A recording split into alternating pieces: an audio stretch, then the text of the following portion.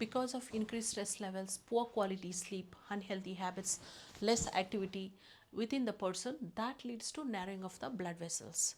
When the narrowing of the blood vessels happens, there is a less blood flow or less circulation throughout the body. So when the blood circulation is less, so the waste products are collected between the walls of the blood vessels.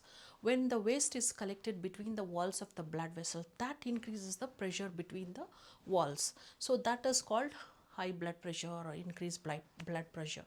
So in return, that causes the complication is, so the oxygen, nutrients, hormones are supplied very in a less amount throughout the body.